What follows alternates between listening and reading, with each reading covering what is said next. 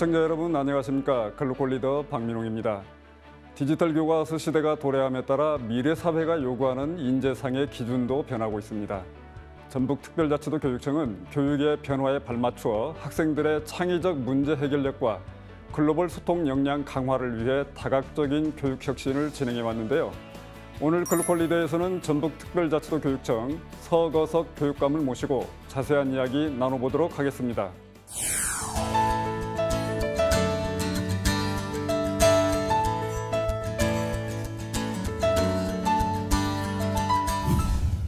바쁘신 가운데 출연해 주셔서 감사합니다. 취임 후 2년이 지났습니다. 소회 한 말씀 부탁드립니다. 네, 안녕하십니까. 전북특별자치도 교육감 서거석입니다.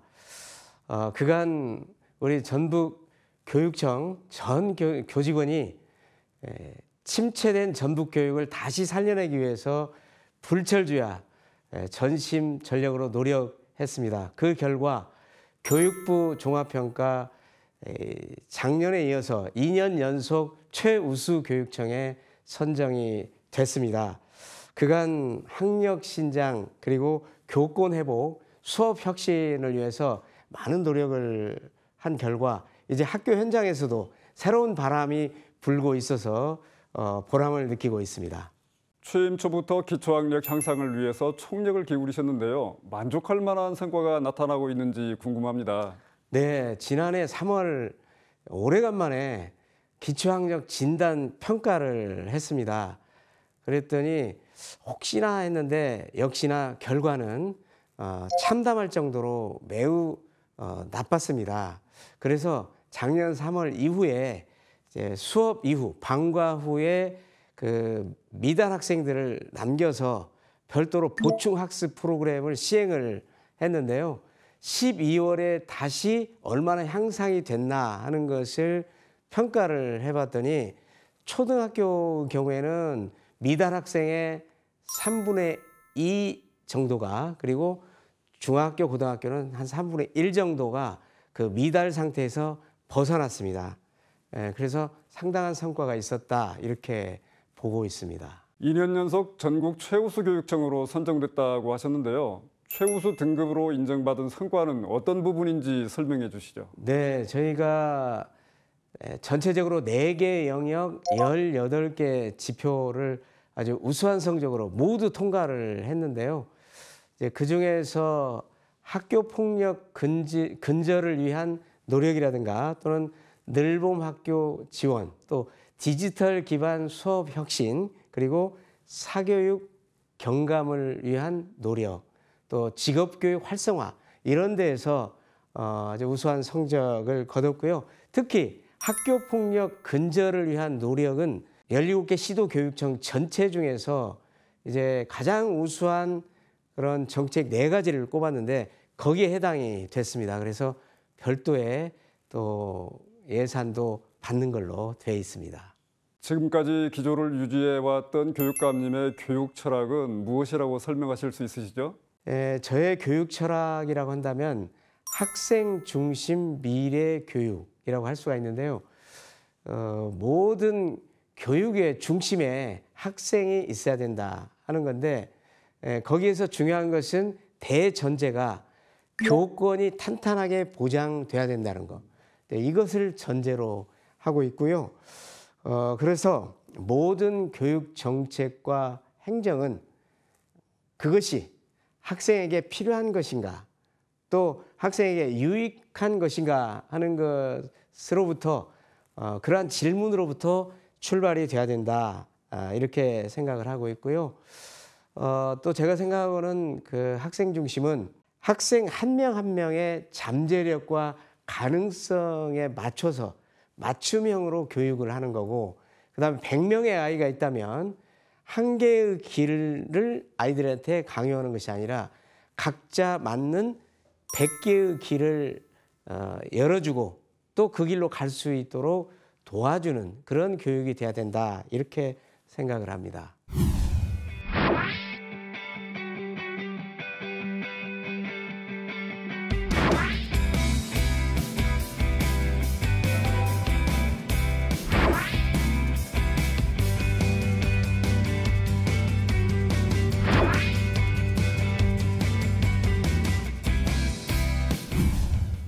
이번에는 최우수 평가를 받을 수 있었던 전북특별자치도 교육청의 교육 정책에 대해서 구체적으로 짚어보겠습니다.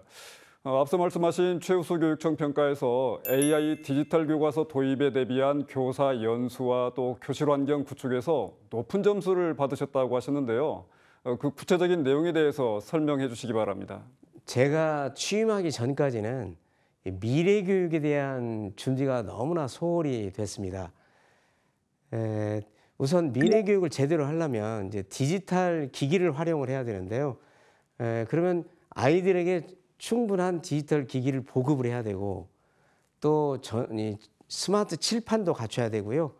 또 이 디지털 기술을 제대로 활용할 수 있는 그런 역량을 선생님들이 갖춰야 되기 때문에 선생님들 연수가 필요하거든요. 그렇게 삼박자가 맞아야 되는데 우선 디지털 기기를 얼마나 보급했나 하는 것을 기준으로 해서 본다면 제가 취임하고 보니까 21.4%밖에 안 돼요. 그 정도면 전국 17개 시도교육청에서 꼴찌에서 두 번째 정도에 해당이 되거든요. 한마디로 말씀드리면 이제 스마트 기기, 노트북 같은 것을 전산실에다 모셔두고 어쩌다가 한 번씩 거기 가서 수업하는 그런 정도였다. 이렇게 말씀을 드릴 수가 있습니다. 그래서 타 시도보다 많이 늦었기 때문에 작년과 금년에 좀 서둘렀습니다. 그런 결과 초등학교 3학년에서 고등학교 3학년까지 모든 학생에게 금년 8월까지 100% 스마트 기기를 보급할 수가 있었습니다. 그리고 또 전자칠판은 이제 내년까지는 100% 이제 보급을 할 계획이고요.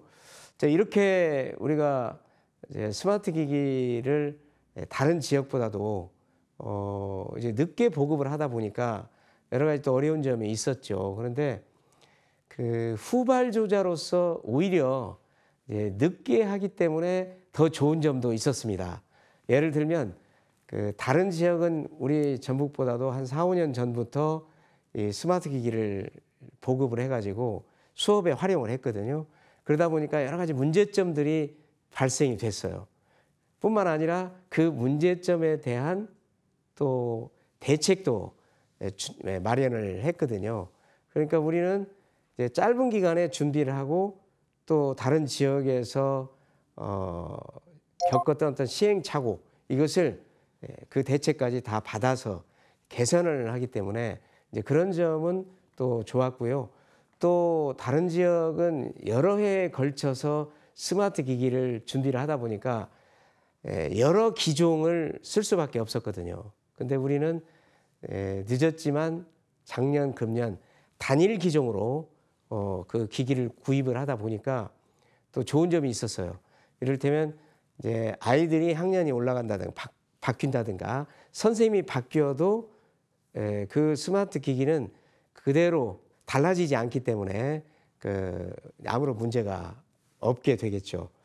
그리고 이제 교사들의 디지털 역량을 또 강화하려면 연수가 필요한데 우리 전북 같은 경우에 교사가 한 2만 명 정도 되거든요. 그래서 1차로 2만 명의 연수를 다 끝내고 지금 두 번째 전체 이 디지털 연수 에듀테크 연수를 지금 거의 마친 상태에 있고요. 지금 또 하고 있는 게 뭐냐면 이제 그 디지털 교과서를 이제 구체적으로 어떻게 활용할 건가 여기에 대한 연수를 현재 진행하고 있습니다. 학부모의 사교육 부담을 덜기 위해서 공교육에 집중 투자를 한 부분도 좋은 평가를 받은 것으로 알고 있습니다. 이 부분에 대한 설명도 좀 해주시죠. 네, 사교육 경감을 위해서 공교육에 과감하게 투자를 했습니다. 사실 전북의 경제 규모가 다른 지역에 비해서 크지 않습니다. 그래서 지역 내 총생산, 그러니까 GRDP가 되겠죠. GRDP 대비해서 우리 전북은 2.2%에 해당되는 예산을 교육비로 썼어요. 그래서 다른 지역하고 비교를 해보니까 17개 시도 중에서 우리 전북이 가장 많은 교육비를 사용한 걸로 그렇게 나타났습니다. 그리고 사교육 참여율도 보니까 작년에 비해서 0.9%가 감소됐거든요. 이것은 감소된 비율로 해가지고 전국에서 3위에 해당되는 그런 결과라고 할 수가 있어서 사교육도 그만큼 줄었고 또 공교육에 대한 투자는 그만큼 많이 했다. 이렇게 말씀을 드릴 수가 있습니다. 그리고 이제 사교육 경감을 위해서 또 세 개의 정책을 마련을 했는데요. 첫 번째는 방과 후에 조금 뒤처진 아이들을 별도로 보충학습 프로그램을 좀 강화했습니다. 그래서 더딘 아이들을 다시 끌어올려서 따라잡을 수 있도록 그렇게 했고요. 또 두 번째는 늘봄을 초등학교에 확대를 했습니다. 그래서 초등학교 1학년들 같은 경우는 늘봄 참여율이 92%여서 또 다른 시도하고 비교를 해보니까 전국 1위를 차지하기도 했습니다. 그리고 세 번째로는 이제 학교에서 진로 진학 지도를 좀 더 강화를 했는데요. 과거에 비해서 우선 입시 설명회를 더 횟수를 늘렸고 또 아이들이 이제 진학을 하려면 분야가 다 다릅니다만은 분야별 입시 설명회도 했고 또 그 다음에 이제 온라인 또는 오프라인에서의 학생들과의 그 진학 상담을 또 24시간 할 수 있도록 그렇게 해줬고, 그다음 마지막으로는 수험생들 전원을 1대1 이 전문가와 함께 컨설팅을 받을 수 있도록 이런 조치를 했습니다. 초, 중 등 학생들에게 AI 코스웨어를 활용한 맞춤형 학습 지원을 진행 중이라고 들었습니다. 어떤 걸 지원을 하고 있고 또 이와 함께 교사와 학생들의 반응은 어떤지 좀 궁금합니다. 네, 우리 아이들의 학력 향상을 위해서 초등학생들에게는 AI 코스웨어를 활용을 했는데요. 이것은 이제 개인 업체에서 개발을 한 건데 우리가 사용료를 주고 갖다가 쓰는 거거든요. 그런 건데 이것은 이제 아이들이 그 자기 실력 수준에 맞는 문제를 풀이를 해요. 풀이를 하고 거기에서 이제 틀리면 왜 틀렸는가 하는 걸 알려주게 되고 AI가, 그리고 그 과정을 다 마치게 되면 그러면 이제 다음 단계로 자동으로 올라가는 이제 그런 시스템으로 돼 있고요. 그 과정에서 교사, 선생님이 그걸 관리자로서 거길 들어가서 볼 수가 있어요. 그러면 이 아이가 몇 단계의 어떤 문제에서 지금 막혀 있는지 이런 걸 알 수가 있거든요. 그러면 이제 그 아이한테 가서 그거를 좀 지도를 한다든가 이렇게 해서 다시 이제 다음 단계로 올라갈 수 있도록 주로 이제 방과 후에 그런 프로그램을 지금 사용을 하고 있고요. 그 다음에 이제 중학교, 고등학교 경우에는 학습 지원 앱 올라라고 하는 것을 저희가 개발을 했어요. 그래서 이제 그걸 활용할 수 있도록 하는데 그것은 일단 뭐 학생들이 또 공부도 하고 문제도 풀고 이렇게 합니다만 한 가지 기능이 더 있습니다. 그런 걸 하다가 선생님한테, 담당 선생님한테 그 쪽지를 보내가지고 질문도 할 수 있고 또 선생님이 거기에 대해서 답변도 해줄 수 있는 그런 프로그램이거든요. 그렇게 해서 아이들이 자습할 수 있도록 하는 걸 도와주는 역할을 하고 있습니다. 지금 초등학교 학생들의 AI 코스웨어 그리고 중고등학생들의 학습 지원 앱 올라에 대해서는 지금 초등학생, 중고등학생 할 것 없이 약 80% 학생들이 거기에 대해서 굉장히 도움이 됐다, 이런 평가를 내리고 있습니다. 글로벌 역량 강화를 위해서 국제 바칼로레아 프로그램을 도입하셨는데요. 이 도입 취지 그리고 진행 상황에 대해서 설명해 주시기 바랍니다. 국제 바칼로레아, 이너내셔널 바칼로레아라고 하는 것은 원래 이제 스위스가 세계적인 국제 기구가 많이 거기에 이제 파견 나와 있는데요. 거기에 그 외교관 자녀들이 굉장히 많이 있어서 각기 5대학 6대주에서 온 아이들이 고등학교까지 교육을 서로 다른 교육을 받게 되는데 이제 대학을 갈 때 뭔가 좀 공통적으로 아이들이 공부를 제대로 할 수 있는 그런 그 프로그램이 있으면 좋겠다.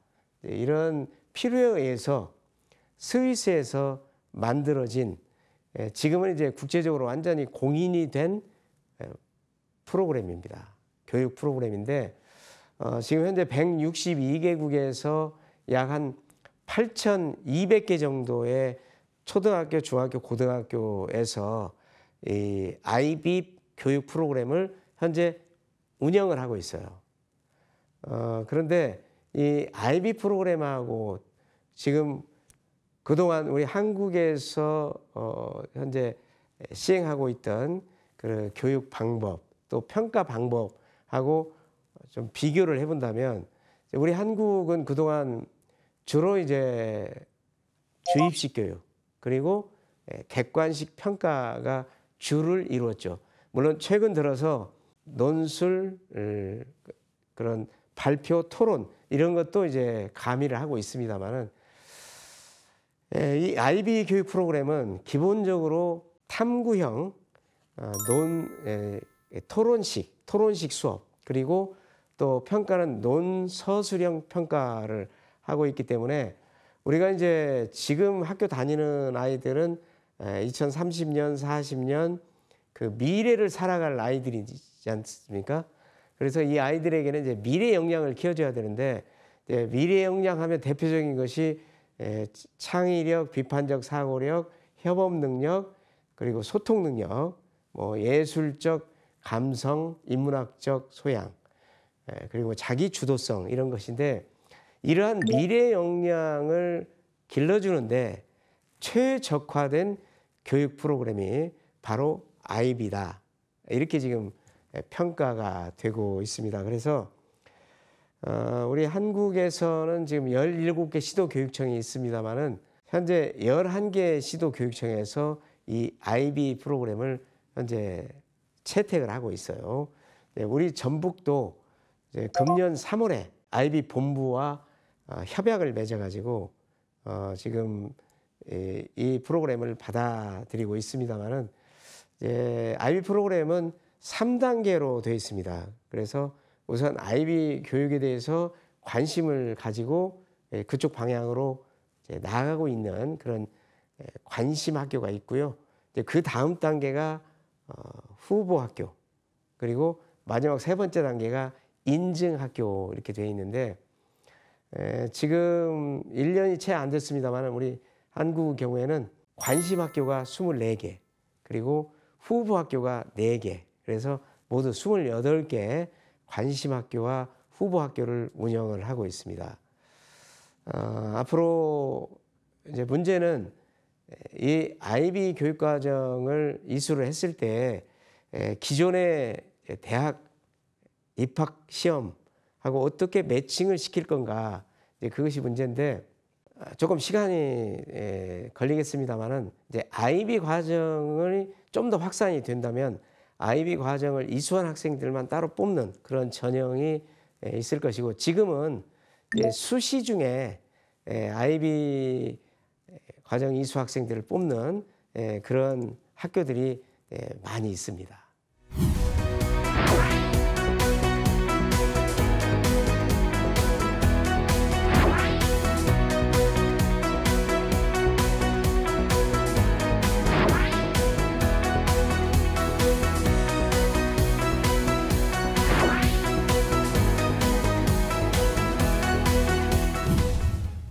이번에는 전북특별자치도 교육청의 2025년도 계획과 다짐에 대해 들어보겠습니다.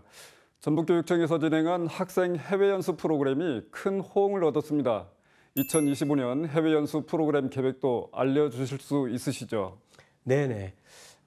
우리 청에서 실시한 학생 해외연수 프로그램에 대해서 우리 학생은 물론이고 학부모님들의 만족도가 뭐 5%를 현재 넘긴 것으로 알고 있습니다.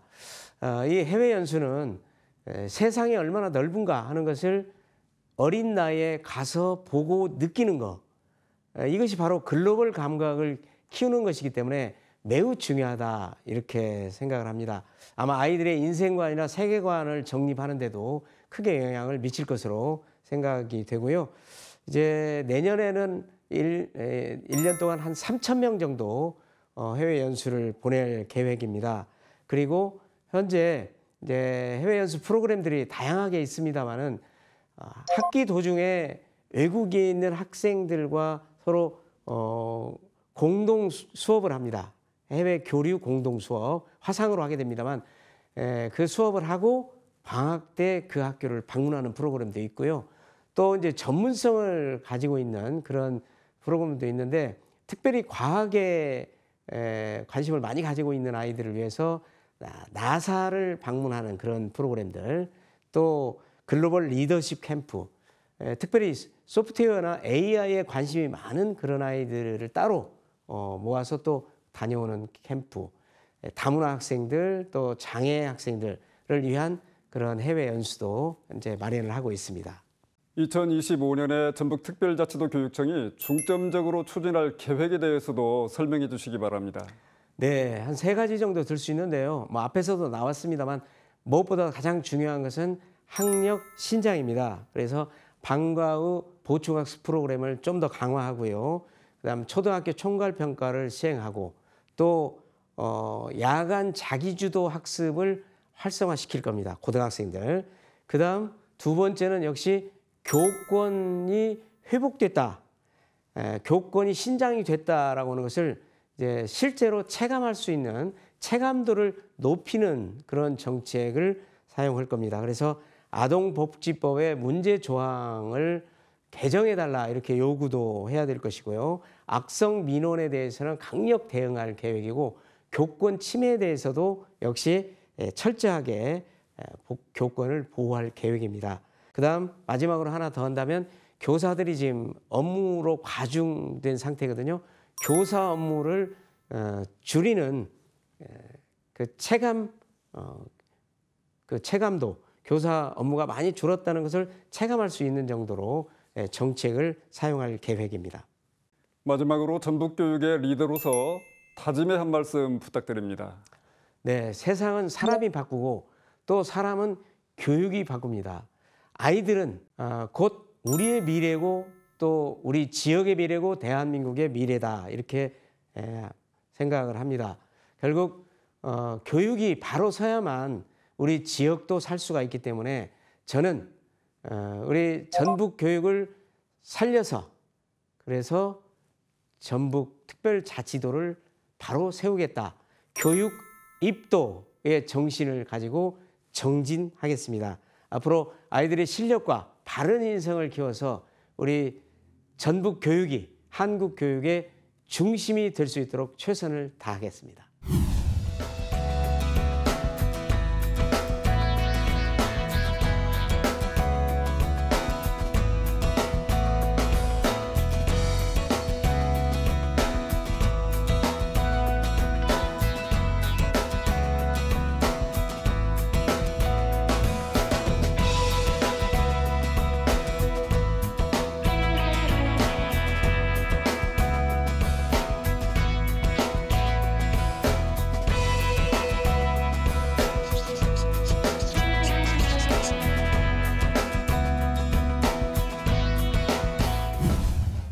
실력과 바른 인성을 키우는 전북교육이라는 비전을 가지고 학생들의 역량 강화를 위해 노력해온 전북특별자치도 교육청에 대해서 알아봤습니다.